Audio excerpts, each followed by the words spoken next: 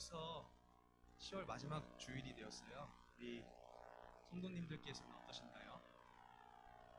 한 해가 저물어 가고 있는데 어떤 마음이신가요? 우리 귀한 성도님들의 삶 한가운데서 하나님께서 맺어주시는 값진 열매들이 있기를 예수님의 이름으로 축복합니다. 저도 한 해 농사의 결실과도 같은 순간을 앞두고 있습니다. 제가 직접 농사를 하는 건 아니고요. 바로 다음 달에 있는 세례식인데요. 제가 직접 세례를 받거나 예식을 맡은 건 아니지만 지난 5월부터 지금까지 세례 교육을 진행하면서 이렇게 복음을 나누고 신앙을 고백할 수 있었던 청소년부 친구들이 2명 있습니다. 한 영혼이 삼위일체 하나님의 이름으로 자신의 믿음을 고백하기까지 그 과정을 곁에서 지켜보고 작은 수고로 동참할 수 있다는 건 한 명의 사역자로서 또 한 명의 그리스도인으로서 너무 설레고 영광스러운 일인 것 같아요. 복음의 기초를 다지고 예수님이 어떤 분이신지를 집중적으로 전할 때 결국엔 교회 이야기를 할 수밖에 없습니다. 개인적으로, 인격적으로 예수님을 만나서 결국은 교회 안에서 그분을 섬기고 따르고 닮아갈 수 있기 때문입니다. 세례 교육 중에서 세 번째 교재로 사용했었던 세례 예식에서 복음으로라는 책이 있는데요. 굉장히 짧아요. 그렇지만 굉장히 유익합니다. 그래서 우리 성도님들께도 필독을 권합니다. 세례를 예수님과의 결혼이라는 관계 안에서 설명을 하는 게 독특한데요. 서로를 사랑하는 남녀가 만나서 결혼이라고 하는 공식적인 약속을 통해서 진정한 연합을 누리게 됩니다. 신약 성경 안에서도 이를 잘 나타내주는 구절이 있는데요. 에베소서 5장 31절에서 32절입니다. 직접 찾아보셔도 좋고요. 귀를 잘 열어두시고 경청하셔도 괜찮습니다. 제가 대표로 한번 읽어볼게요. 에베소서 5장 31절에서 32절 말씀입니다. 그러므로 사람이 부모를 떠나 그의 아내와 합하여 그 둘이 한 육체가 될지니 이 비밀이 크도다. 나는 그리스도와 교회에 대하여 말하노라. 그렇습니다. 예수님과 교회의 연합은 마치 남녀의 전 인격적인 연합을 통해서도 깨달을 수 있는 진리입니다. 결혼 관계는 부분적인 연합이 아니죠. 선택적인 연합도 아닙니다. 모든 면에서 하나됨을 뜻하는 거예요. 그래서 적지 않은 사람들이 결혼 자체를 부담스럽게 여기기도 합니다. 결혼을 기피하거나 보류하기도 합니다. 충분히 이해가 돼요. 무엇보다 결혼을 했을 때 이 떠안게 되는 것처럼 보이는 삶의 무게가 가볍지 않기 때문입니다. 결혼 생활을 유지하기 위해서 필요한 경제적 지출과 시간의 분배도 절대 가볍지 않죠. 무엇보다 개인의 시간, 개인의 자유가 현격하게 줄어든다는 건 현대인들에게는 정말 끔찍하고 괴로운 일이 될 수 있습니다. 거기다 결혼을 하게 되면요, 의도하지 않았지만 새로운 가족들까지 생기게 되죠. 저는 종종 이런 이야기를 듣게 됩니다. 출생을 통해서 형성된 가족은 내가 선택한 가족은 아니지만 결혼은 내가 선택한 가족이라는 이야기를 들어봤어요. 그런데 정말 그럴까요? 결혼은 내가 선택한 사람하고만 가족관계가 형성되는 걸까요? 부분적으로는 그런 것처럼 보여요. 부모님이나 형제는 내가 선택할 수 있는 여지가 하나도 없어 보이지만 결혼 배우자는 다르니까요. 예외적인 경우도 있겠지만 배우자와의 관계에서 나의 선택의 요소가 꽤 커 보입니다. 그런데 천천히 생각해 보면 꼭 그렇지만은 않은 것 같아요. 왜냐하면 나는 내가 사랑하는 배우자와 결혼을 약속한 건 맞지만 동시에 상대방의 가족이 나의 가족이 되기 때문입니다. 그래서 집안을 따지는 이야기가 있죠. 여기서 집안이라고 하는 건 배우자의 가족 구성이나 경제적인 형편, 분위기 등등 전반적인 모습을 의미합니다. 하지만 그것을 고려하는 이유는 배우자와 결혼했을 때 상대방의 가족이 나의 새로운 가족이 되기 때문입니다. 물론 자주 만나지는 못할 수도 있고요. 거리를 두며 지낼 수도 있겠지만 그 영향력을 완전히 배제할 수는 없을 거예요. 또 이런 이유 때문에 지나치게 집안을 따지는 모습도 절대 옳지 못합니다. 그런 요인들로 상대방과의 관계를 결정지을 수는 없으니까요. 하지만 현상적으로는 모두가 고개를 끄덕이게 될 것입니다. 배우자와 결혼했더니 새로운 가족이 생겼다. 교회도 마찬가지 아닐까요? 나는 분명히 예수님하고만 관계를 맺은 줄 알았는데, 그래서 그분을 말씀을 묵상하면서 더 깊이 알아가고 기도하는 가운데 그분의 사랑을 느끼며 그분을 닮아갈 수 있다라고 생각했는데 그렇지만은 않죠. 예수님과의 전인격적인 연합을 통해서 우리에게는 어떤 가족이 생겼나요? 옆에 보시면 됩니다. 옆에 보시고 뒤로 둘러보시고 예수님을 만났더니 새로운 가족이 생겼어요. 옆에 계신 분들 당황스러우실 수도 있는데 사실 그렇다는 거예요.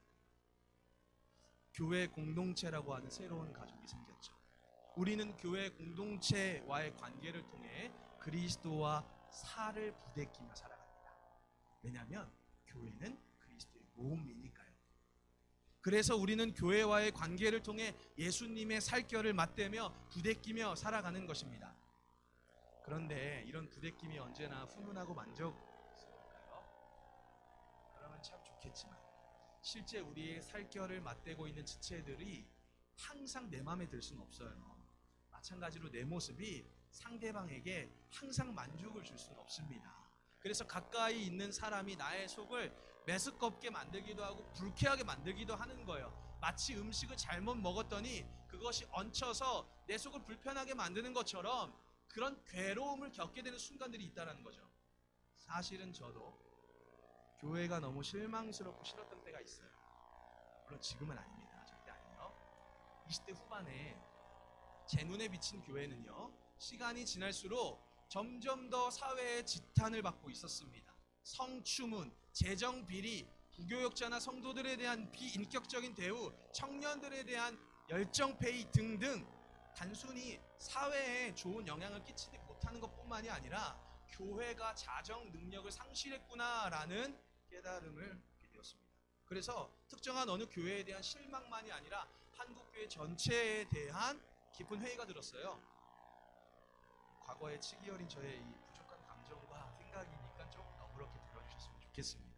제가 한국교회를 전부 알고 있었던 건 아니었지만 그 당시에는 모든 교회가 마음에 와닿지 않았어요. 그래서 제가 27살 2월에 결혼을 했는데 결혼을 앞두게 되면서 사역하고 있었던 교회에 이제 사임을 하게 되고 그러면서 사역을 멈추게 됐는데요. 사실은 결혼이라고 하는 좋은 핑계거리가 있었던 것 같아요. 그래서 그렇게 사역을 그만두면 적어도 내가 아이들을 떠나거나 어떤 다른 이유 때문에 사역을 그만두는 게 아니다라는 제 개인적인 어떤 면책을 스스로에게 좀 부여하려고 했었던 것 같습니다. 그런데 사역을 그만두게 되니까요, 어느 교회를 다녀야 될지 모르겠더라고요. 다행인지 불행인지 제가 하고 있는 이 고민을 저 혼자만 하고 있지는 않았더라고요. 모교회에서 함께 지냈던, 그리고 같은 대학교에서 신학을 공부했었던 2살 터울의 동생이 있는데요. 그 친구랑 같이 당시에 제가 거주하고 있었던 인천 구석구석에 막 여러 교회들을 탐방했어요. 그런데 교회에 대한 비판적인 생각으로 가득했던 제가 만족스러운 교회를 찾을 수 없었겠죠? 어쩌면 너무 당연한 결과였던 것 같아요. 우선 저는 평일에 직장을 다니면서 주말에는 편의점 야간 알바를 했어요. 당시 아내는 개척교회에 파트 사역을 하고 있을 때였습니다. 대학을 졸업하고 1년 뒤라서 경제적으로도 정서적으로 참 많이 불안했었던 것 같아요. 그래서 지금 다니는 직장 월급으로는 결혼 생활 진짜 힘들겠다. 그래서 더 열심히 일을 해야 됐습니다. 그러니까 금요일, 토요일 밤을 새고 교회에 가면 당연히 졸겠죠. 또 교회라는 공동체를 알아가기 위해서는 충분한 시간이 필요한데 저는 한두 번의 방문으로 그 교회가 어떤지를 다 파악하려고 하는 어리석은 생각을 하고 있었습니다. 설교 시간에 꾸벅꾸벅 졸고 있는 저를 지켜보는 동생이 어느 날 예배 끝나고 집으로 돌아가는데 이런 이야기 하는 거예요. 주일날 그냥 우리끼리 예배 드릴까요? 아주 불온한 신학생입니다. 나름 신학생이라 설교는 번갈아 가면서 하면 되고 예배 시간도 오후로 좀 늦춰서 좀 충분히 쉰 다음에 예배 드리면 더 낫지 않겠냐고 이야기를 한 거예요. 그래서 저희는 그렇게 예배를 드리게 되었습니다. 조금씩 시간이 지나면서 이런 고민을 하는 신학생들이 하나둘 모이기 시작한 거예요. 해가 바뀌니까 10명 조금 넘은 친구들이 함께 모이게 되었고 장소도 저희 집에서 이제 다른 공간으로 옮기게 됐어요. 처음에는 스터디 카페 아시죠? 네. 그 다인실을 좀 빌려가지고 한 2시간, 3시간 원하는 시간을 선택해서 그 공간에서 예배를 드리고 나중에 이 모임은 밥 먹고 뭐 카페를 가든지 막 이렇게 한 거예요. 진짜 이상한 애들이죠. 그러다가 결국에는 또 기회가 생겨서 동생이 아는 지인의 카페에서 예배를 드릴 수 있게 됐어요. 이분이 크리스천이었는데 이 교회 안 다니는 사람한테 공간을 빌려주는 또 이상한 사람이 있었습니다. 그래가지고 그분이 오전에 교회 간 시간에 카페는 문을 닫잖아요. 그 사이에 쏙 들어가가지고 예배 드리고 사장님이 오셔서 문 열면은 커피 사 먹고 모임도 다 해결할 수 있는 그런. 그러다가 진짜 나중에는요, 얘네들 진짜 이상해요. 자기네들끼리 몇 분 보태더니 작은 사무실 공간을 빌려가지고 거기서 교회를 시작해요. 이 교회라는 말이 좀 위험할 수도 있고 이상할 수도 있는데 저희에게는 그때는 그랬어요. 때에 따라서는 교수님들도 모셔가지고 특강도 듣고 이런저런 나름의 꿈을 꾸게 되었습니다. 비록 대부분이 나이가 어리고 아직 제대로 결정된 것 하나 없었지만 서로의 약함을 보면서 위로가 되고 못난 애가 나만 있는 게 아니라 여기도 있구나 그러면서 서로가 서로에게 소망이 된 거예요. 대단히 규모 있거나 어떤 돈이 많거나 뭐 이런 공동체는 아니었지만 그렇게 함께 삶을 나누고 미래를 계획하게 되었습니다. 그렇게 한 1년 정도 지난 것 같고요. 저의 대학 동기 중에 가깝게 지내던 친구의 아버님께서 조기 은퇴를 하시고 신학대학을 가신 거예요. 졸업을 하신 후에는 목사 안수를 받으시고 교회를 개척하려고 공간을 알아보고 계시는데 제가 살고 있었던 인천에서 가까운 부천의 공간을 알아보고 계시던 거예요. 그래서 저의 이런 사정들을 아시고 저에게 먼저 제안을 해주신 거예요. 공간을 준비하게 되면은 언제든지 와서 편하게 예배드리고 모임 활동을 하라고 저한테 알려주신 거예요. 너무 감사해서 제가 그 이야기를 이제 공동체 일원들에게 이야기를 했습니다. 이러이런 이야기들을 했을 때 반응들이 나쁘지 않았어요. 왜냐하면 저희들에게는 공간이 필요했기 때문에. 그래서 이제 두 분 친구 부모님을 저희 공동체에 모셔서 함께 이제 대화를 나누려고 했습니다.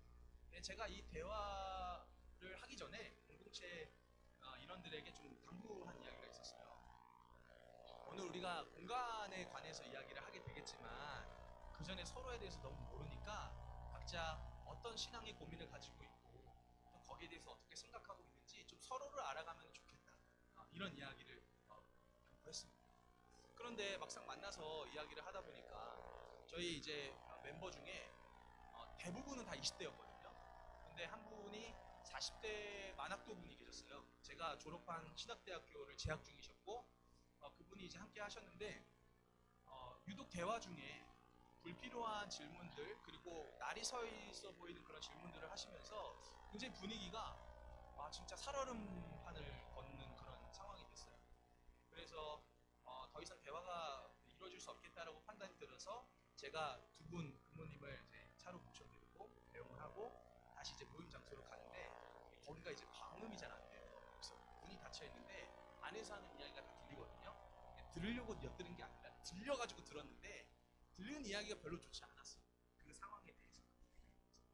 그래서 거기에 있는 사람들은 적어도 이런 호의에 대해서 굉장히 의심스럽게 생각하고 다른 의도가 있는 건 아니냐 뭐 이렇게 이야기하는 것 같았어요.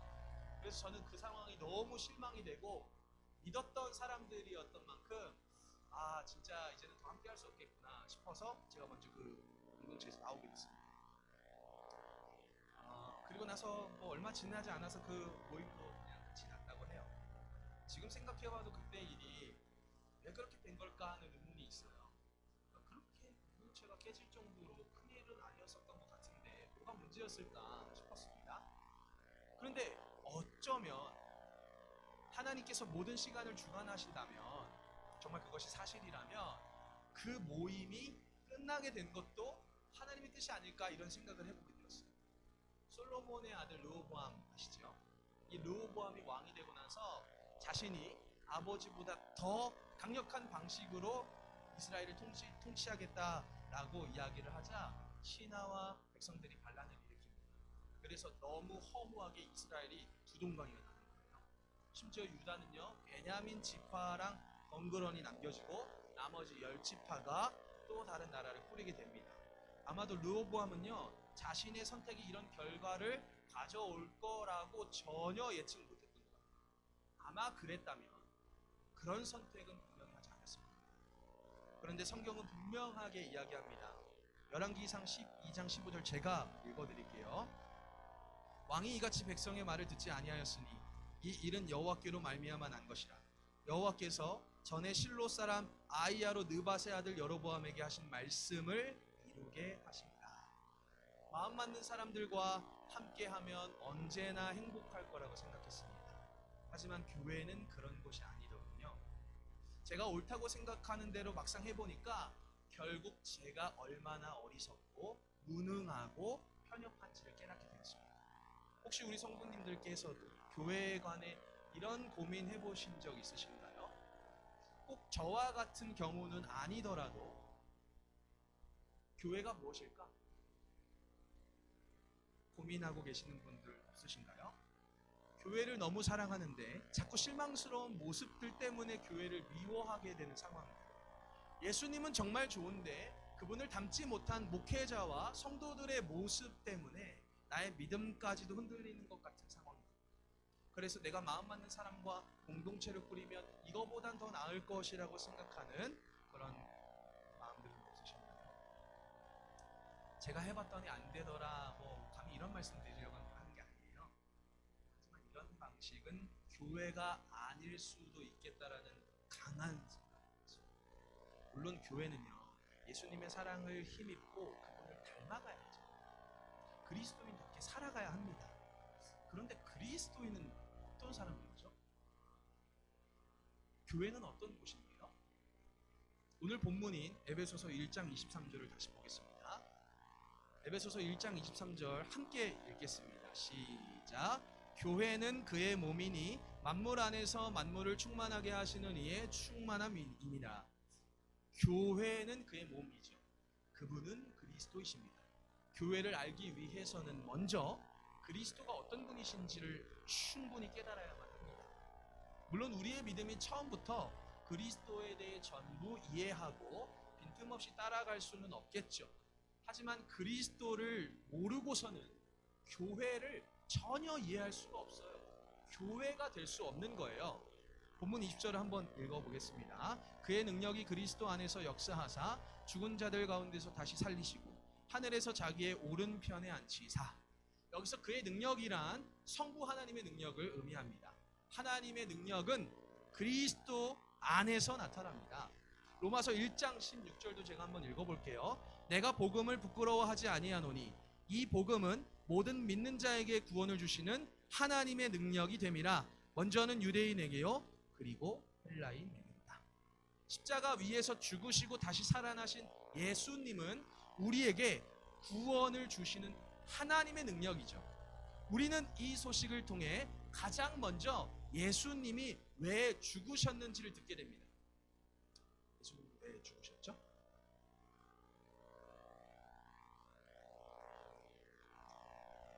오, 박수 한번 주세요. 와, 우리의 죄를 대신해서 죽으신 거예요. 명백한 사실이죠. 그런데 그 당시 사람들에게는요, 예수님은 그저 자기 잘못 때문에 십자가에 죽은 사람에 불과했습니다. 심지어 율법에 따라 나무 위에서 죽은 예수님은 하나님의 저주를 받아 죽었다고 여겼습니다. 십자가 처형을 판결받은 예수님의 죄명이 무엇이었죠? 무슨 죄 때문에 죽으신 거예요? 신성모독이죠. 사람들은 자신을 가리켜 하나님의 아들이라 말씀하시는 예수님을 못마땅하게 여긴 거예요. 그분이 기적을 보여주실 때는 믿고 따르는 사람들도 꽤 많이 있었습니다. 그런데 너무 무기력하게 허무하게 십자가에 끌려가는 예수님을 보면서 모두가 고개를 외면했습니다. 심지어 누군가는 앞장서서 예수님을 폭행하고 조롱했어요. 그들 입장에서 만일 예수님이 진짜 하나님의 아들이시라면 십자가에서 그렇게 허무하게 죽으시면 되는 것이죠. 그래서 거의 모든 사람들은 그분의 죽음을 자기의 잘못의 결과로 여기고 말았습니다. 고린도전서 1장 18절을 제가 한번 읽어볼게요. 십자가의 도가 멸망하는 자들에게는 미련한 것이요 구원을 받는 우리에게는 하나님의 능력이라. 당시의 유대인들에게 뿐만 아니라 헬라인, 그러니까 이방인들에게 예수님은 별반 다르지 않으셨어요. 유대인과 헬라인에게 예수님의 십자가는 미련하게 여겨졌다라는 뜻은 당시의 모든 사람들에게 그런 취급을 받았다고도 생각해 볼 수 있겠습니다. 이스라엘의 해방을 도모했으나 결국 자기 백성에게 버림받은 젊은 혁명가 또는 로마에 대한 불순한 의도를 가지고 개혁을 시도했으나 실패한 청년, 로마 제국에 비하면 아무런 힘도 없고 종교 지도자들에 비하면 아무런 권한도 없는 그저 그런 사람, 에베소서를 쓴 바울에게도 예수님은 별반 다르지 않았습니다. 그래서 바울은 교회를 핍박했죠.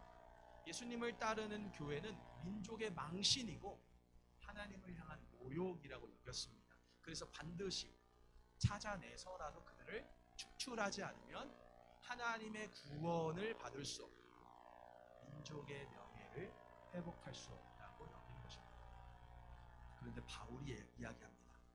우리는 십자가에 못 박힌 그리스도를 전하니 유대인에게는 거리끼는 것이요 이방인에게는 미련한 것이로되 오직 부르심을 받은 자들에게는 유대인이나 헬라인이나 그리스도는 하나님의 능력이요 하나님의 지혜니라. 고린도전서 1장 23절 24절 말씀입니다. 다메섹 길 위에서 예수님을 만난 바울은 확실하게 깨달았습니다. 예수님이야말로 하나님의 능력이 나타나는 그리스도십니다. 십자가에서 죽으신 그분은 다시 살아나셔서 하나님 오른편에 앉아 계십니다. 세상을 움직이는 힘은 로마 제국의 능력이나 종교 지도자들의 권한이 아니라 오직 그리스도께 있구나. 본문 21절 22절 한번 보겠습니다. 모든 통치와 권세와 능력과 주권과 이 세상뿐 아니라 오는 세상에 일컫는 모든 이름 위에 뛰어나게 하시고 또 만물을 그의 발 아래에 복종하게 하시고 그를 만물 위에 교회의 머리로 삼으셨습니다. 예수 그리스도는 모든 통치와 권세, 능력과 주권을 가지고 계시는 분이십니다. 그분은 이 세상뿐만이 아니라 오는 세상에 일컬어지는 모든 이름보다 뛰어나신 분이에요. 그리스도라고 하는 이름은 오직 예수님께만 올려져야 합니다. 다른 그리스도는 없습니다. 오직 유일하시며 위대하신 구원자는 예수님 한 분뿐이에요. 그분이 우리의 유일한 그리스도가 되시는 이유는 분명합니다. 우리 함께 말씀을 찾아볼게요. 로마서 8장 33절에서 34절입니다. 로마서 8장 33절 34절 말씀입니다. 로마서 8장 33, 34절 말씀.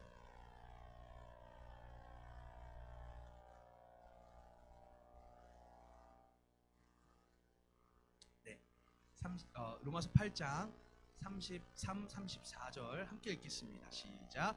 누가 능히 하나님께서 택하신 자들을 고발하리요 의롭다 하신 이는 하나님이시니 누가 정죄하리요 죽으실 뿐 아니라 다시 살아나신 이는 그리스도 예수시니 그는 하나님 우편에 계신 자요 우리를 위하여 간구하시는 자시니라. 아멘. 우리의 소망은 오직 그리스도께 있습니다. 그분은 죽음을 이기시고 다시 살아나셔서 하나님 오른편에 앉아 계시는 거예요.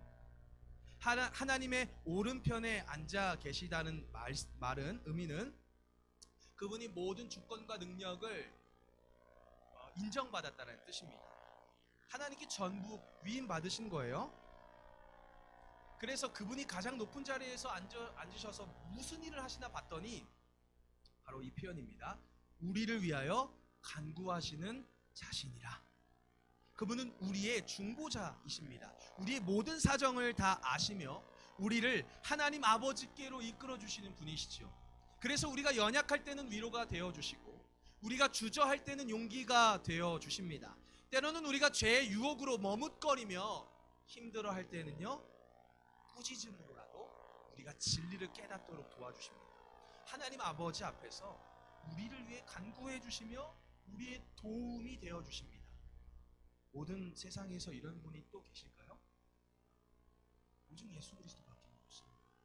그분은 가장 높은 곳에 계시며 만물을, 온 우주를 자신의 발 아래에 두고 계시는 거예요. 그분의 발 아래에 놓인 만물 위에서 교회가 세워져 가는 것입니다.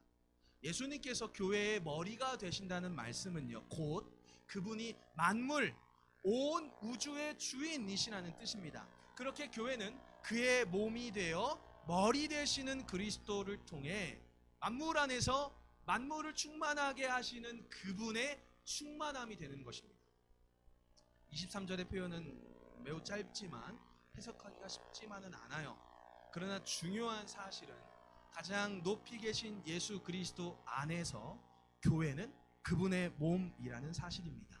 여전히 어설프고 문제가 많고 갈등이 끊이지 않더라도 교회는 만물을 충만하게 하시는 그분의 충만함이라는 거예요. 그 사실을 알았기에 바울은 교회를 세우고 돌보는 일에 자신의 몸을 아끼지 않았어요. 심지어 자신의 사도 직분에 대해서 인정하지 않은 사람들에 대해서도 복음을 전했고요, 사랑으로 대했습니다. 심지어 바울은요, 자신의 목숨도 아까워하지 않았기에 예상된 죽음을 알면서도 뚜벅뚜벅 그 길을 걸어간 거예요. 이렇게 살면 이 땅 위에서의 최후가 어떠할지를 알면서도 그 길을 포기하지 않았습니다. 누구보다 앞장서서 교회를 핍박하던 그 사람이 이제는 누구보다 교회를 뜨겁게 사랑하는 그리스도의 심장을 가지게 된 거예요. 그 사람은 이후에 예수님을 믿게 되는 모든 사람에게 본이 되었습니다. 믿음의 중요한 샘플이 된 거예요. 바울이 이렇게 사역할 수 있었던 원동력은 분명합니다. 조금 더 앞으로 가서 사도행전으로 가서요, 20장, 사도행전 20장 22절에서 32절입니다. 본문이 조금 길지만 천천히 한번 읽어보면 좋을 것 같아요. 사도행전 20장 22절에서 32절 말씀입니다.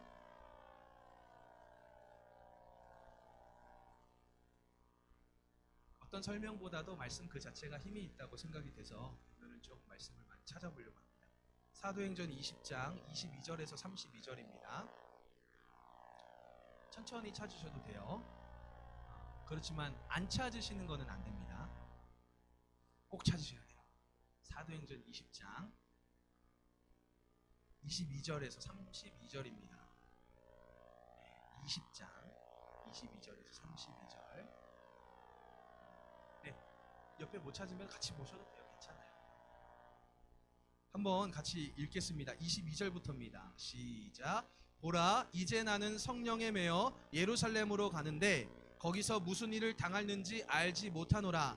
오직 성령이 각 성에서 내게 증언하여 결박과 환난이 나를 기다린다 하시나 내가 달려갈 길과 주 예수께 받은 사명 곧 하나님의 은혜의 복음을 증언하는 일을 마치려 하면은 나의 생명조차 조금도 귀한 것으로 여기지 아니하노라. 보라, 내가 여러분 중에 왕래하며 하나님의 나라를 전파하였으나 이제는 여러분이 다 내 얼굴을 다시 보지 못할 줄 아노라. 그러므로 오늘 여러분에게 증언하거니와 모든 사람의 피에 대하여 내가 깨끗하니 이는 내가 꺼리지 않고 하나님의 뜻을 다 여러분에게 전하였습니다. 여러분은 자기를 위하여 또는 온 양떼를 위하여 삼가라. 성령이 그들 가운데 여러분을 감독자로 삼고 하나님이 자기 피로 사신 교회를 보살피게 하셨느니라. 내가 떠난 후에 사나운 이리가 여러분에게 들어와서 그 양떼를 아끼지 아니하며 또한 여러분 중에서도 제자들을 끌어 자기를 따르게 하려고 어그러진 말을 하는 사람들이 일어날 줄을 내가 아노라. 그러므로 여러분이 일깨어 내가 3년이나 밤낮 쉬지 않고 눈물로 각 사람을 훈계하던 것을 기억하라. 지금 내가 여러분을 주와 및 그 은혜의 말씀에 부탁하노니 그 말씀이 여러분을 능히 든든히 세우사 거룩하게 하심을 입은 모든 자 가운데 기업이 있게 하시리라. 아멘. 이 장면은요, 바울이 에베소에서 약 3년간의 사역을 마치고 예루살렘을 떠날 때에 에베소 장로들에게 전한 고별 설교입니다. 바울은 자신이 교회를 섬길 때나 그리고 그곳을 떠날 때나 늘 한 가지를 명심했던 것 같아요. 28절의 후반부에 나와 있는 것처럼 하나님이 자기 피로 사신 교회. 사랑하는 성도 여러분, 교회는 하나님께서 자기 피로 사신 거예요. 아무것도 섞여 있지 않은 그분의 순결한 피로 우리의 죄값을 전부 치르신 겁니다. 예수님은 그저 자기 죄 때문에 십자가에서 죽으신 게 아니죠. 우리를 살리기 위한 속죄의 피를 전부 쏟으신 거예요. 하나님의 피는 죄인이 그분 앞에서 죄를 깨닫고 스스로 돌이키기도 전에 먼저 쏟아 부어주신 사랑입니다. 그렇기에 교회는 더욱 순결해야만 합니다. 아니, 그분의 피가 모든 지체에게 흐르고 있다면 교회는 반드시 순결해질 것입니다. 그분의 뜨거운 피가 각 교회의 모든 마디 구석구석으로 흐를 수만 있다면 우리의 현실적인 한계와 온갖 문제들도 힘을 잃게 될 것입니다. 생명은 피에 있습니다. 생명은 하나님의 피에 달려 있습니다. 하나님의 피보다 더 강력한 건 없습니다. 하나님의 피가 흐르지 못하게 만드는 요인들이 있다면 반드시 제거해야 합니다. 그리스도를 아는 사람들은 사랑과 정의를 실현하는 공동체가 되어야 해요. 그런데 우리는 종종 이 둘이 뒤바뀌거나 엉뚱하게 나타나는 경우들이 있는 것 같습니다. 어떤 사람이나 상황에 대해서 분노를 쏟을 때 예수님을 떠올리면서 그분도 성전에서 장사하는 자들에게 화를 내셨지라고 생각합니다. 그런데 왜 정작 예수님께서 진노의 대상이 되는 이 사람들을 위해 자기의 목숨을 십자가에서 내어주신 이 사랑의 기적은 내 삶에 적용하지 않는 거죠? 사실 이 모습이 제 고백입니다. 제가 그런 사람이더라고요. 제가 직접 화를 표출하지는 않더라도 누군가에 대해 못마땅해 하거나 속으로 화를 삼킬 때 동시에 밀려오는 죄책감이 있어요. 사역자로서 이런 마음 가져도 되나? 그리스도인으로서 이렇게 생각해도 되나? 이 죄책감을 해결하기 위해서는 크게 두 가지 방법이 있습니다. 하나는 내 감정에 대해서 정당화하거나 아니면 예수 그리스도의 은혜롭게 씻깁니다. 그런데 저는 자주 너무 쉽게 전자의 방식을 택하는 것 같아요. 예수님도 화를 내셨잖아요. 그러면서 나의 분노를 예수님의 모습과 연결시키려고 합니다. 그러면서 내 안에 죄책감을 퍼부려고 합니다. 그런데 이 모습이 얼마나 모순적인지 아시죠? 같은 분노라고 그것이 본질적으로 동일한 것인가요? 감히 저의 가벼운 분노가 그리스도의 거룩하신 분노와 같을 수 있습니다. 100번 양보해서 그렇다 치더라도 왜 예수님의 남다른 헌신과 용서에 대해서는 그리도 무감각한 걸까요? 나에게 쏟아진 그리스도의 피는요, 다른 형제 자매에게도 전해지고 있습니다. 비로소 그럴 때 나의 그리스도께서 우리 교회를 자기의 피로 세우신 분을 믿게 됩니다. 그리스도의 은혜가 각 마디와 구석구석으로 그리스도의 주인 되심을 경험하게 되면요, 자연스럽게 교회를 마주한 문제가 결코 만만치는 않아요. 지금 이 상황이 진리를 수호해야 하는 건지, 믿음이 연약한 형제를 용납해야 하는 건지 헷갈리는 경우가 많습니다.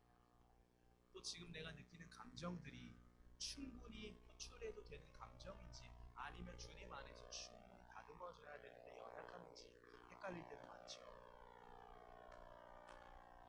그런데 하나님을 만나면 분별하는 지혜가 생깁니다. 상황에 대한 분별뿐만이 아니라 내 감정에 대한 분별이 생깁니다. 우리 다시 오늘 본문으로 돌아오셔서 에베소서 1장입니다. 에베소서 1장 17절부터 19절 말씀을 한번 같이 읽어볼까요? 에베소서 1장 17절에서 19절 말씀입니다.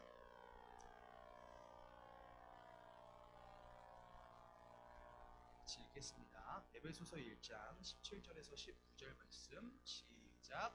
우리 주 예수 그리스도의 하나님 영광의 아버지께서 지혜와 계시의 영을 너희에게 주사 하나님을 알게 하시고 너희 마음의 눈을 밝히사 그의 부르심의 소망이 무엇이며 성도 안에서 그 기업의 영광의 풍성함이 무엇이며 그의 힘의 위력으로 역사하심을 따라 믿는 우리에게 베푸신 능력의 지극히 크심이 어떠한 것을 너희로 알게 하시기를 구하노라.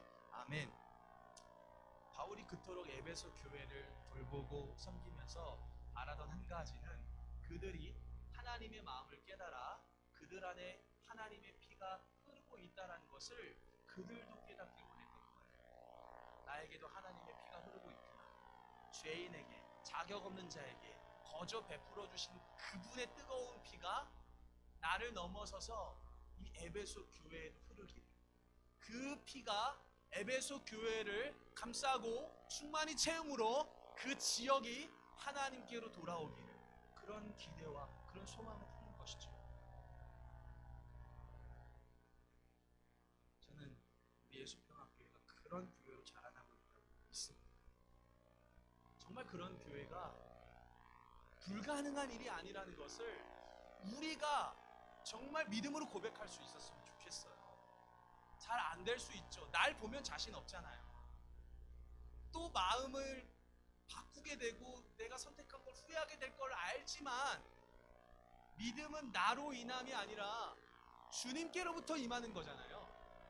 이 분별의 영과 이 지혜의 영이 내 안에서 우러나오는 것이 아니라 하늘로부터 임하는 주님의 주권적인 역사잖아요. 그렇기 때문에 우리들에게는 소망이 있다라는 거예요. 아니, 이미 교회가 예수님의 몸이기만 하면 예수님의 충만함이라고 말씀하고 계시잖아요. 만물을 넉넉히 채우고도 남는 그 예수님의 충만함의 교회. 우리가 교회 되기 위해서 수고하고 선한 싸움을 싸워야 되는 것도 맞아요. 그런데요, 그 이전에 우리는 깨달아야 합니다. 주님이 자기 피를 부어주셔. 죄인들에게 자신의 피 한 방울 아끼지 않고 전부 쏟아 부어주셨다. 그분의 피가 내 생명에 흐르고 내 삶 속에 충만하며 우리 교제 안에 확인될 때 이미 우린 교회예요. 대단한 사역을 하지 않아도, 놀라운 변화가 나타나지 않아도 그 자체로 교회에 충만한다는 것이죠. 마지막으로 예화 하나 말씀드리고 끝내도록 하겠습니다. 90년대에 미국의 뉴욕은 정말 암울한 곳이었어요. 그래서 그 시대를 배경으로 하는 뭐 영화나 이런 이야기들을 들어보신 분들은 아실 거예요. 그런데 그 당시에 뉴욕에 교회를 개척해서 정말 전 세계적인 영향력을 미치는 목사님이 한 분 계시는데요. 팀 켈러 목사님. 한국에도 여러 책들이 번역이 돼서 아마 이미 알고 계시는 분들도 많으실 텐데요. 이 팀 켈러 목사님이 뉴욕에 교회를 개척하기 전에 버지니아의 한 작은 교회에 왠지 부임을 하게 되셨어요. 이 호프웰 교회라고 하는 곳은요, 직전 목회자가 스캔들 때문에 굉장히 교회가 어수선하고 위축되어 있는 상황이었어요. 또 교회는 오래됐지만 이 성장과 성숙이 굉장히 좀 정체되어 있는 상황이었기 때문에 누가 와도 이곳에서 사역하기는 정말 쉽지 않았습니다. 그런데 이 젊은 목사가 이런 어려운 교회에 부임하니까 아마 그 소식을 듣고 좀 필요하다 싶은 이야기들을 전하려고 이렇게 사람들이 막 찾아오는 것 같아요. 근데 3일에 걸쳐서 각각 다른 사람들이 한마디씩 이 교회의 문제점에 대해서 이야기를 하고 갔는데, 그게 어떤 거냐면요, 첫째 날은 어떤 사람이 와서 이 교회는 복음을 전하지 않는 것 같습니다. 아직 예수님을 모르는 사람들에게 복음을 전하는 전도가 별로 없는 것 같습니다. 약한 것 같습니다. 이렇게 이야기를 한 거예요. 둘째 날에 또 다른 사람이 와서 하는 이야기는 이 교회는, 미국은 굉장히 인종차별에 예민하잖아요.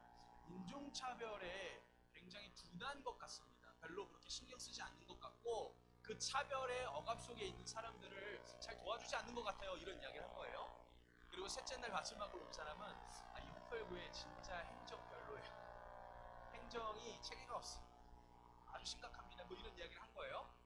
여러분이라면 이제 막 부임한 젊은 목회자가 이런 이야기를 들을 때 어떠실 것 같아요? 굳이 목회자로 적용하지 않아도 이 교회를 내가 이제 오게 됐는데 이 교회는 맞죠? 뭐가 문제인지 아세요? 어떤 사람이 와가지고 이런 얘기, 둘째 날 떠와가지고 어떤 사람 만났는데 얘기하다 보면 아, 그 교회 다니세요? 아, 그 교회는 어떤 문제가 있는지 아세요? 이런 이야기를 연속적으로 듣게 된다면 어떠실 것 같아요, 마음이? 진짜 이게 답이 없나? 뭐 이런 생각할 수도 있겠죠? 지금이라도 빨리 도망가야 되나? 이 마음 약한 저는 그럴 수도 있었어요. 근데 팀켈러 목사님이 이 경험을 통해서 어떤 깨달음을 얻었냐면 그 사람이 이야기하고 있는 문제점은 다 다르지만 어쩌면 그 문제점들이 각 사람이 가지고 있는 은사와 관심의 영역은 아닐까 이런 생각을 하게 된 거예요. 예를 들어서 이 교회는 복음을 전하지 않는다라고 말했던 사람은 그 교회가, 이 땅의 교회가 복음을 전해서 아직 믿음이 없는 사람들이 예수 그리스도를 영접하고 그분을 닮아가기를 원했던 것 아니었을까요? 두 번째, 인종차별에 관해서 예민했던 사람도 마찬가지겠죠? 자기 눈에 보이는 이 오늘날 미국의 현실 속에서 교회가 이래도 되는가? 적어도 교회만큼은 유대인과 헬라인을 차별하지 않고 구원에 이르도록 이끌었던 그 예수 그리스도의 복음 안에서 하나 되어야 하는 것 아닌가? 주인도 종도 남자도 여자도 모두가 차별 없이 주님 안에서 하나였는데 이 인종차별을 허용하는 교회 말이 되는가? 아마 이런 관심을 기울였겠죠. 흥정에 대해서 예민한 사람도 마찬가지였을 것입니다.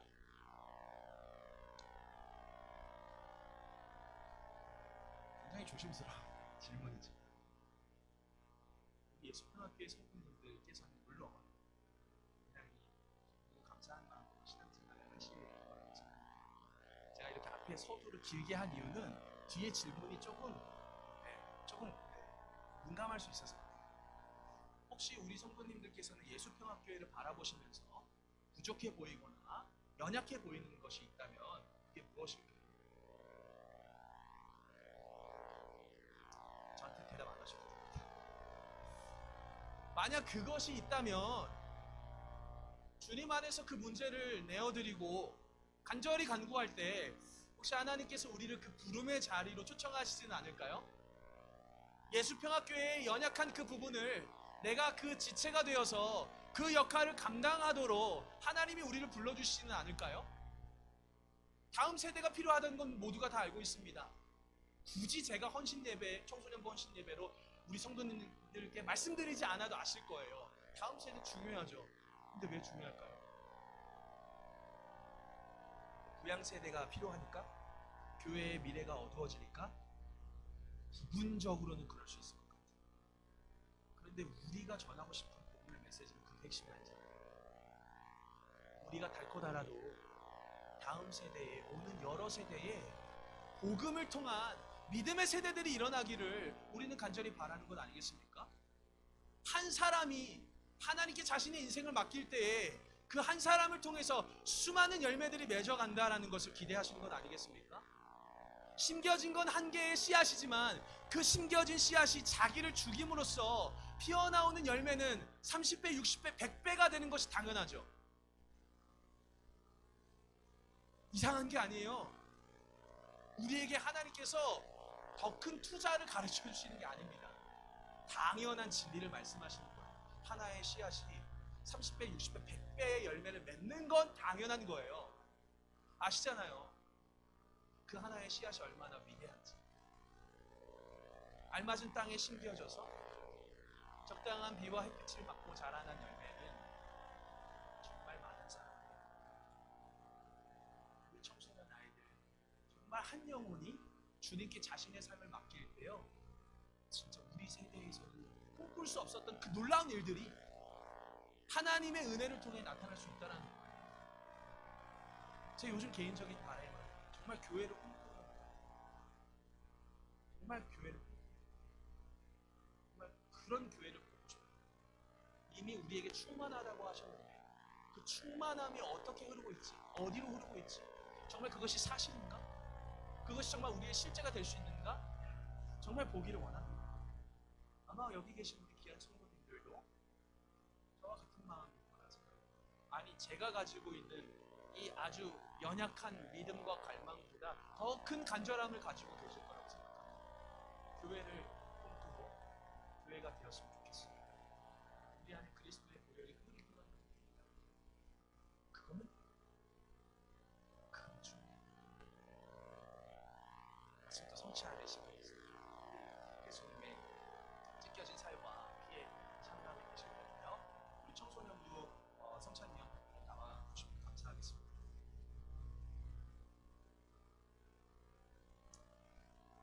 시간 우리가 함께 성찬에 참여하면 좋겠습니다. 먼저는 예수님의 찢겨진 살에 대하여서 그 귀한 떡에 대하여서 우리가 함께 고백할 텐데요. 시간 함께 성찬을 나누시기 전에 제가 잠깐 기도하고 이제 성찬을 나누면 좋겠습니다. 기도하겠습니다. 하나님, 이 시간 주님의 만찬 앞으로 나아갑니다. 죄인에게 값없이 차려주신 식탁을 우리가 그저 감사한 마음으로 받길 원합니다.